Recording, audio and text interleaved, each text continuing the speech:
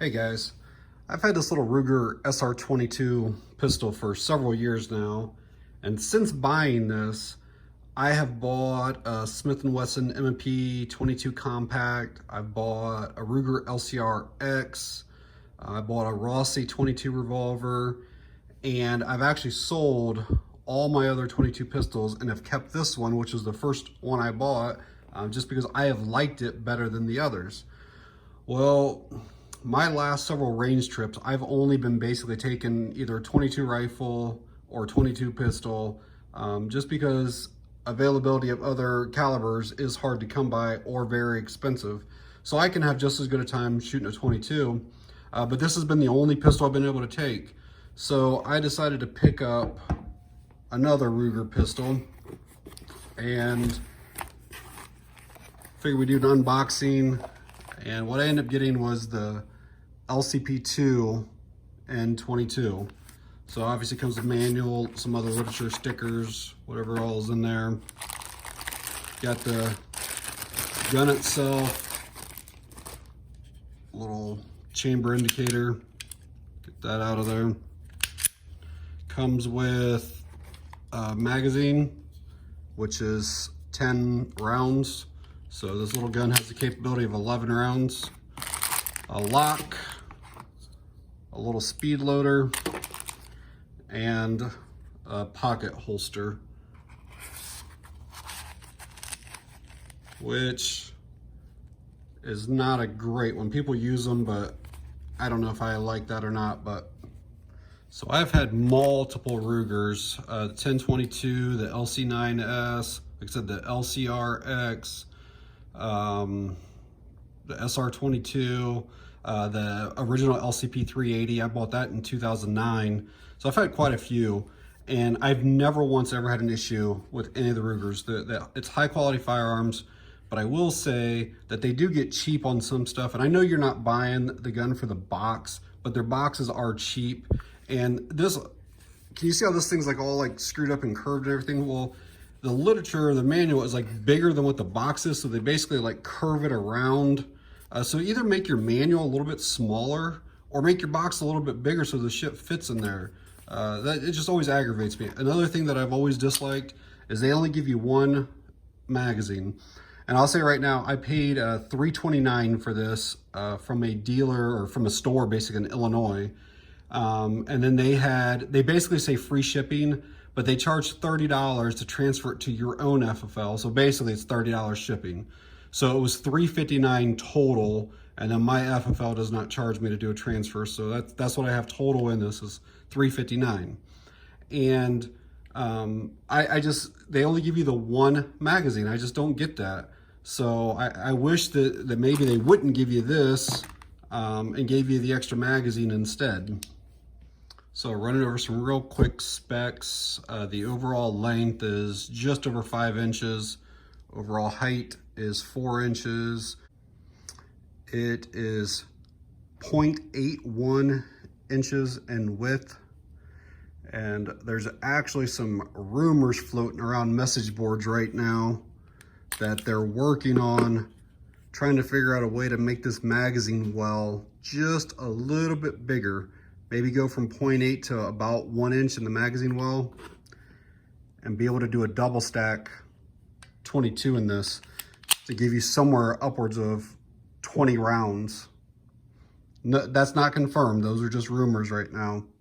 Barrel is 2.75. The frame is polymer. The slide is a steel. Barrel is a stainless steel. Does have a trigger bar safety there, and it also has a trigger stop, if you can see it right there. Does have a manual safety back here. You don't have to use it if you don't want to use it. It's a push forward design. So if it's on safe right now, you go to draw or whatever, you just push forward and then it's off safe. It weighs just over 11 ounces, and I'm going to compare it to these other two and see where we're at on that. I don't know if you can see it here, but it actually has like these little wings that are right up here that is supposed to allow you to grip it easier to rack it. And it's considered to be a light racking system because of the recoil spring that's in it. sights are integral. You can see that front one is really hard to see against a black background. A little bit easier to see, you know, against white or against my hand or whatever. I may throw some paint, especially on the front. It is hammer fired. I guess you can call it a safety feature if you want, but it has a magazine disconnect, so you can't fire it when the magazine's disconnected or dropped out of it. My old LCP 380, I think the trigger pull on that was like 12, 13 pounds. This is supposed to be around 5.5 pounds. Again, it's empty. I just threw the magazine in there. And let's see, this is the first time trying to fire it. We'll see. Yeah, that was pretty smooth. I like that. Let me drop that. Here for the reset. Not bad. Yeah, that's actually pretty nice. I like that so far. All right, we'll get some weights. All three of these are unloaded. See how close the 11.2 Ruger is. It's actually under that. I'm getting 10.9 with the magazine in. This is the Ruger P365. So that's just over 18 ounces. So what's it, about 8 ounces more? And then the SR22. So 17.8, so just about 7 ounces more. So considerably lighter on this one here. I want to quickly just show you like a size comparison between the SR22 and this. Again, it's not going to be exact or scientific or anything, but like lining up the back of the slides there, considerable difference here, and at least a full inch, if not more, up front there. The P365 will be a little bit closer in size because it is tiny,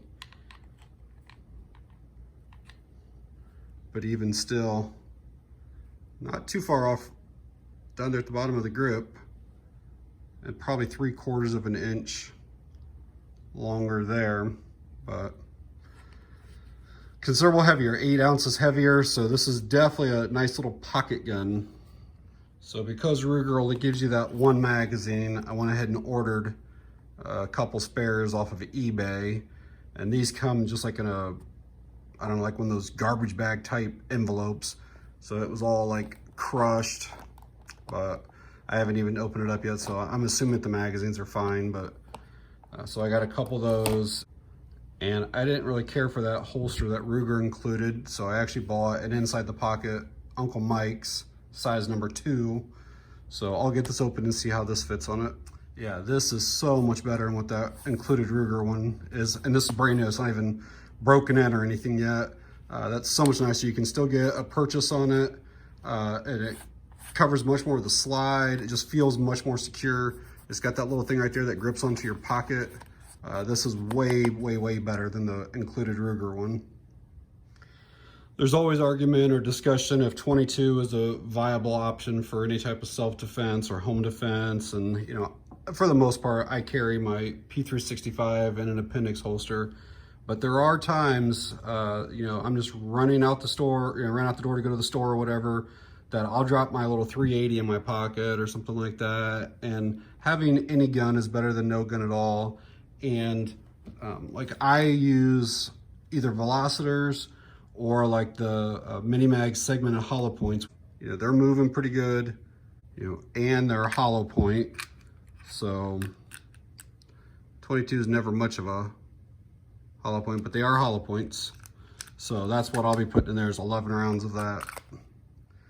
And probably another complaint that I have with the Ruger LCP pistols is the takedown procedure. So there's this little pin right here, and on my old LCP, you actually had to like hit it out. You'd have to like pull the slide back a little bit. You'd have to grip it like this, pull this back just a bit, and then tap it out. Well, these ones here, you basically got to put like a screwdriver or something here and pop this up. And I know that the slide has a pretty decent like hardened finish on it. But what I do, and I've already taken it down and cleaned it, is I'll just take like an index card and put this here basically like this, and then take the screwdriver and place in between there, and then you just basically will pop that up like that, and you don't have to worry about that then damaging your slide. And then that pin comes out, you drop that before I slide it off, and then this thing just slides apart like that then. And then there's your guide rod and recoil spring and barrel and all the good stuff. But that's how I do it to protect my finish on it. Something cheap, and I just leave it with all my cleaning supplies. So while this is a part, I will show you that it actually has like almost full length rails on that. Fairly nice. And putting the pin back in, I will show you that if you just loosely leave it on here, you can see there's obviously a gap back there and here, and then you can see in there there's like that little metal piece. You do have to push that just enough to get all that stuff to line back up there. And then the pin just pushes back in, just like that.